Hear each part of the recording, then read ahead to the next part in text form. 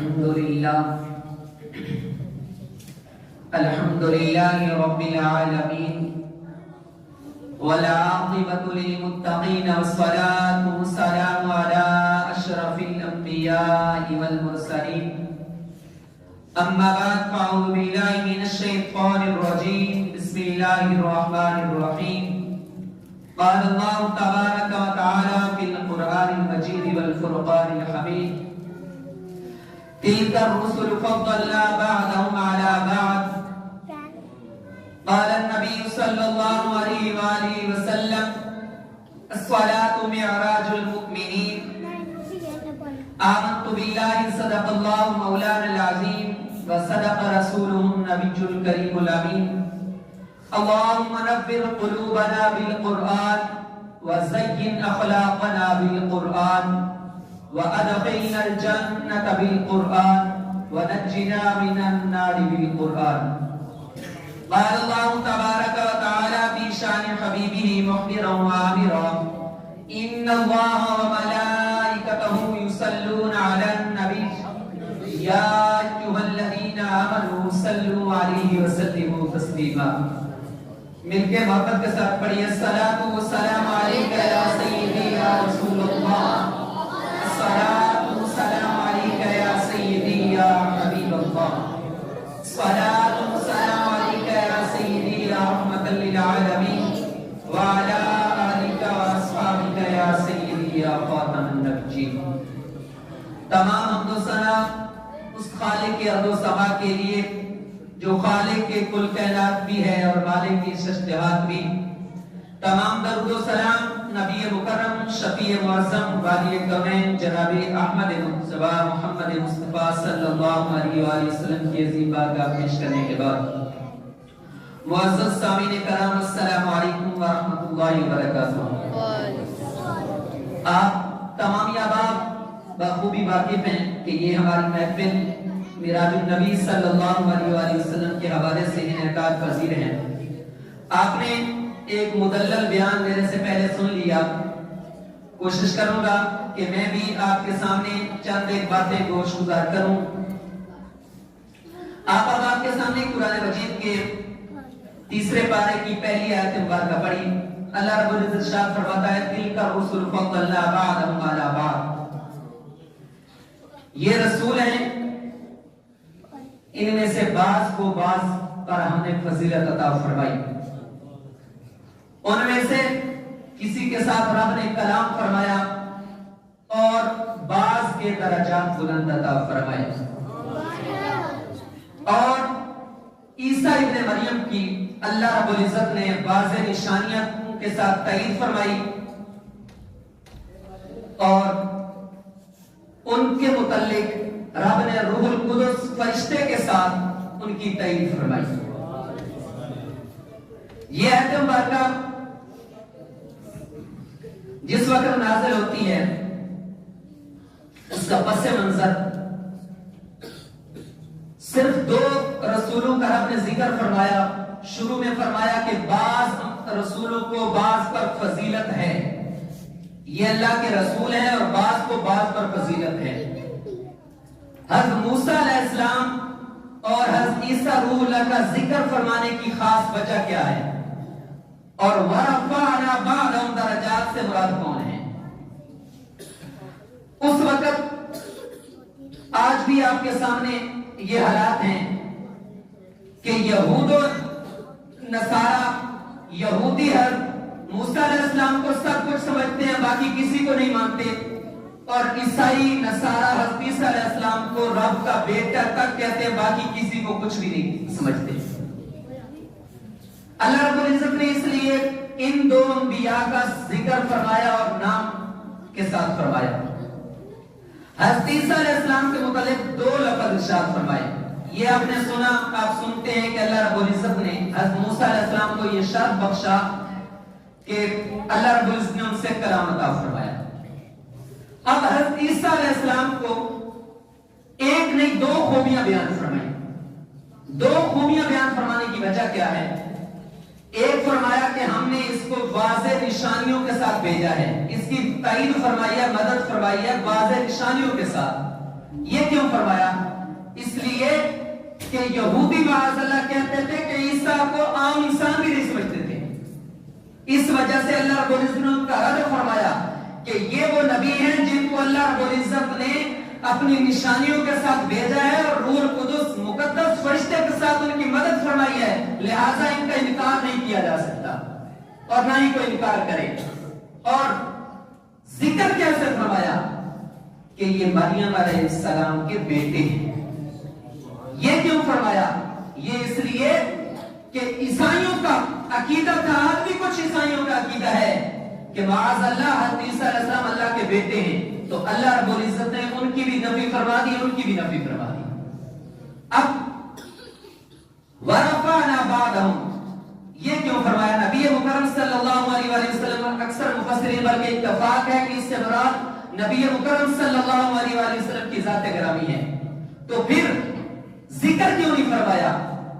مفسرین فرماتے ہیں اس کے ذکر فرمانے کی ضرورت ہی نہیں تھی. ہر جس کو رب نے عقل دی ہے نا، وہ یہ جانتا ہے کہ جس کے متعلق رب نے فرما رہا ہے کہ ہم نے اس کا ذکر بلند کیا تو وہ نبی مکرم صلی اللہ علیہ وآلہ وسلم کی ذات گرامی کی وجہ سے.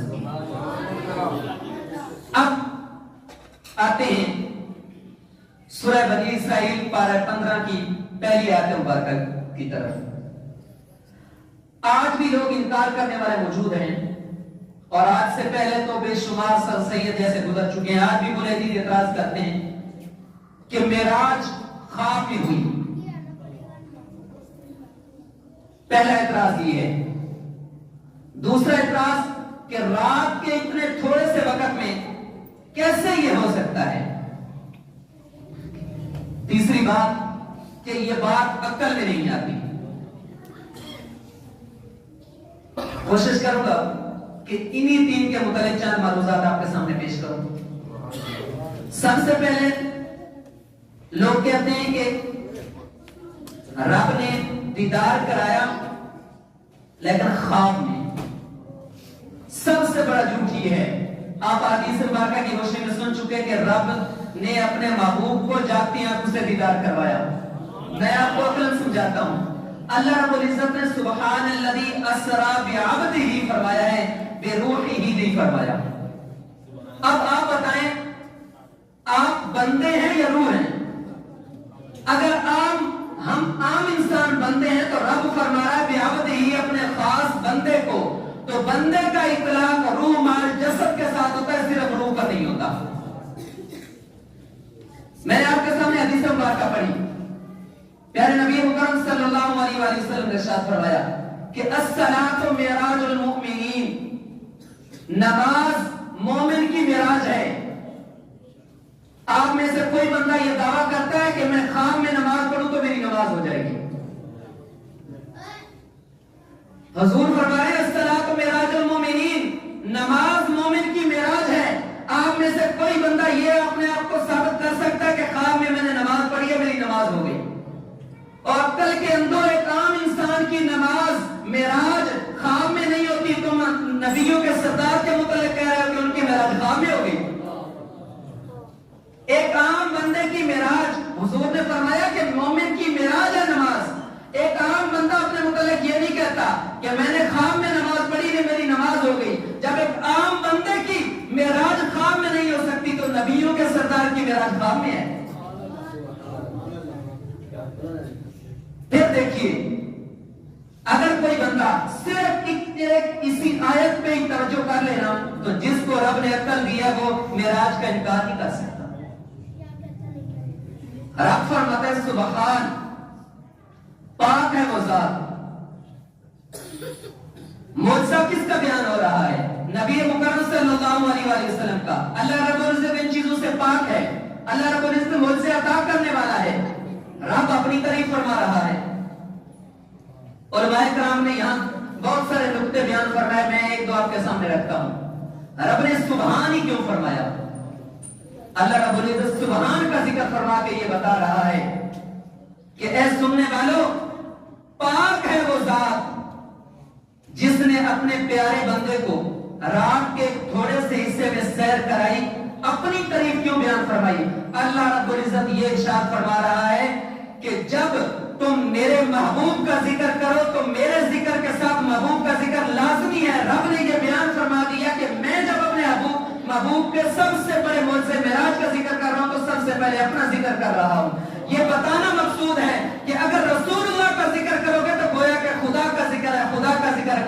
رسول اللہ کا ذکر ہے.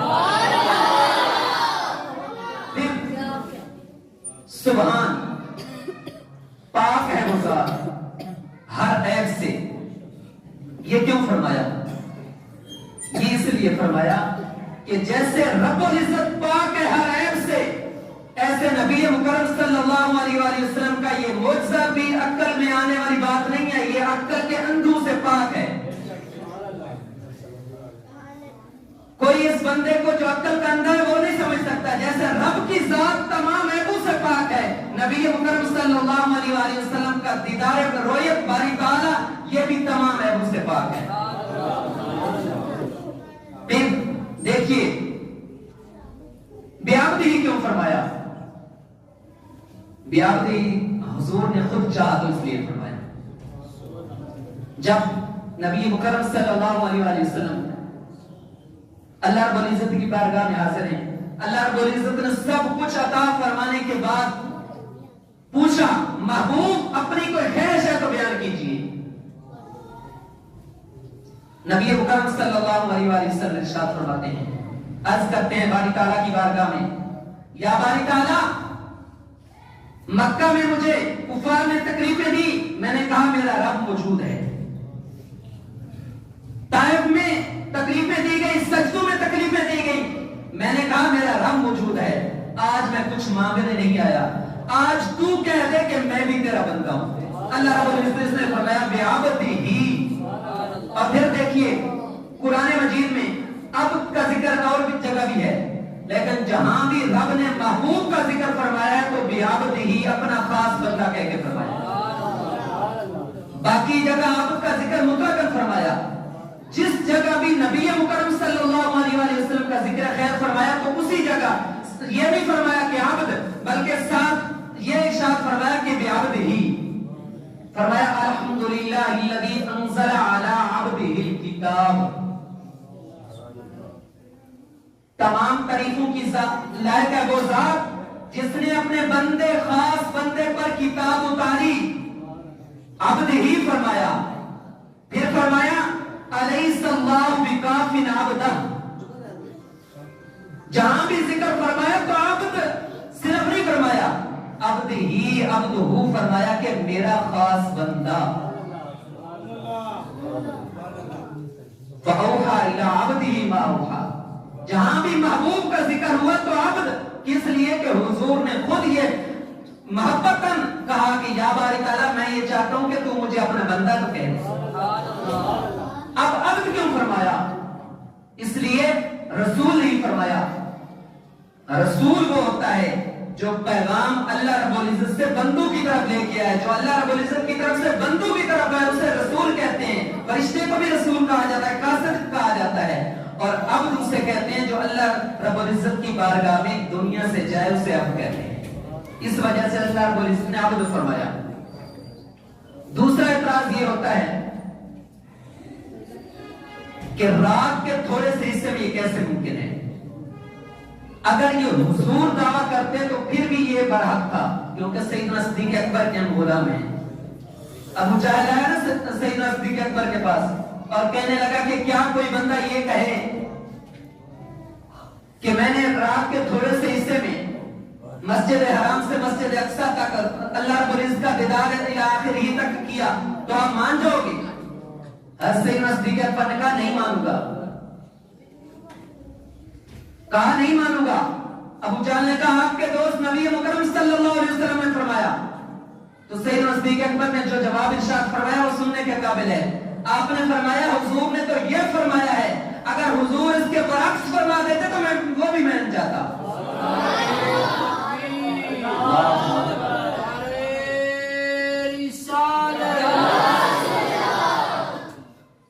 اس کے برعکس کا مطلب کیا ہے کہ اگر نبی مکرم صلی اللہ علیہ وسلم اتنا بڑا جملہ ارشاد فرما دیتے کہ رب نے آ کے مجھے دیدار کرایا میں تو وہ بھی مان جاتا. ابو جہل نے کہا ابھی آپ نے کہا ہے میں نہیں مانتا، ابھی کہہ رہے ہو. سیدنا صدیق اکبر نے کہا آپ نے کہا تھا کوئی کہے. حضور کوئی ہے کر کے دے.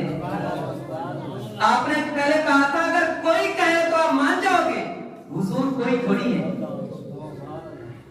اور پھر اس کی مثال تو قرآن مجید میں بھی موجود ہے.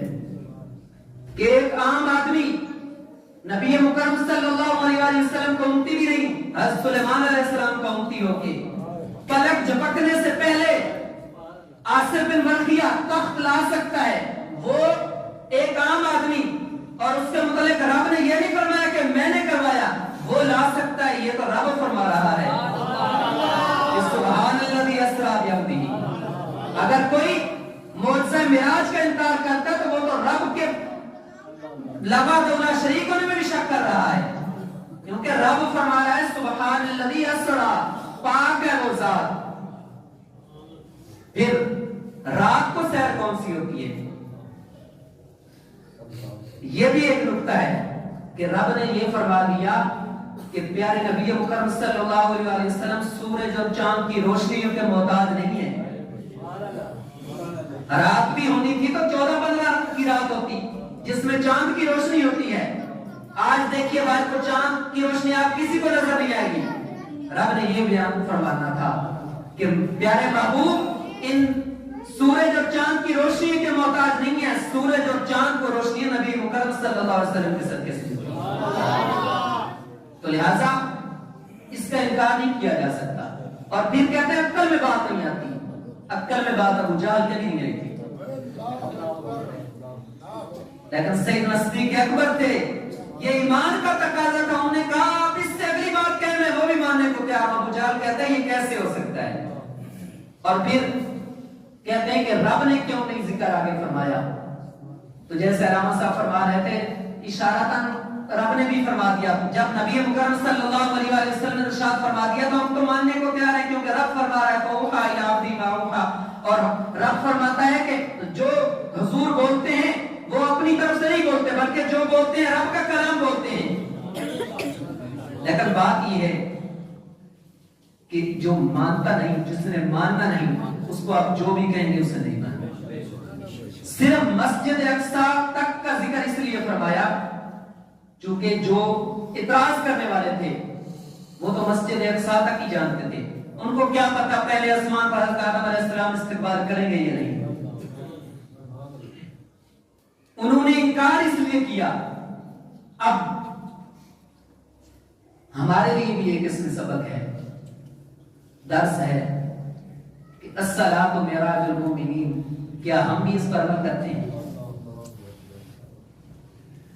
ہمیں بھی سوچنا ہے کہ آج ہم معراج میں جمع تو ہیں، گفتگو تو کر سن رہے ہیں، کیا ہم نبی مکرم صلی اللہ علیہ وسلم کے اس فرمان پر عمل پیرا بھی ہوتے ہیں؟ نبی مکرم صلی اللہ علیہ وسلم معراج کی رات ایک ایسی قوم سے گزرے کہ جس کے سر کو پتھروں سے کچلا جا رہا تھا،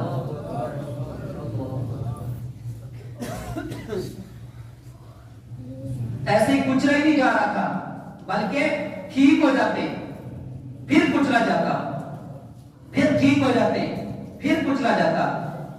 حضور صلی اللہ علیہ وسلم تو جانتے تھے، پھر حضرت جبریل امین سے پوچھنے کی وجہ کیا تھی ہمیں بتانا تھا۔ جبریل امین سے پوچھتے ہیں اے جبریل یہ کون لوگ ہیں، ان کے سر کیوں کچلے جا رہے ہیں؟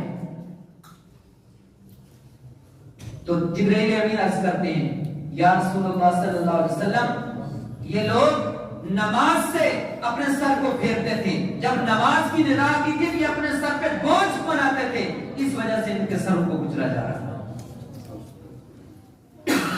قرآن مجید میں رب ارشاد فرماتا ہے کہ قیامت والے دن جنتی جہنمیوں سے پوچھیں گے کہ آپ کو جہنم میں کس چیز نے ڈالا، تو وہ کہیں گے قالوا لم نک من المصلین، ہم نماز نہیں پڑھتے تھے، ہم نماز نہیں پڑھتے تھے۔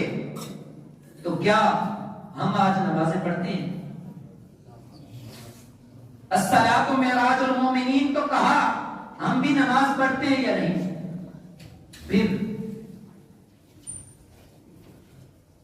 ہم دعوے تو کرتے ہیں موت قبول ہے غلامی رسول میں، زندگی قبول نہیں۔ نعرہ لگاتے ہیں نا غلامی رسول میں موت بھی قبول ہے، غلامی رسول میں زندگی قبول نہیں ہے۔ صرف نعروں کا کہیں، حضور صلی اللہ علیہ وآلہ وسلم نے کس جگہ، کوئی ایسی جگہ ہے جہاں حضور نے امت کو چھوڑا ہو؟ کوئی ایسی جگہ نہیں، وہ غار ہو، وہ مزار ہو، وہ بچپن ہو، وہ وفات کا وقت ہو، وہ معراج ہو، کوئی ایسی جگہ نہیں جہاں حضور نے امت کو چھوڑا ہو۔ ہم حضور سے کتنا عشق کرتے ہیں، تو صرف پروگراموں تک نہ رہیے بلکہ اپنا محاسبہ کیجیے۔ اپنے اندر ایک مفتی بیٹھا ہے، اس سے فیصلہ کرائیے کہ ہم کیا کر رہے ہیں اور ہمیں کیا کرنا چاہیے۔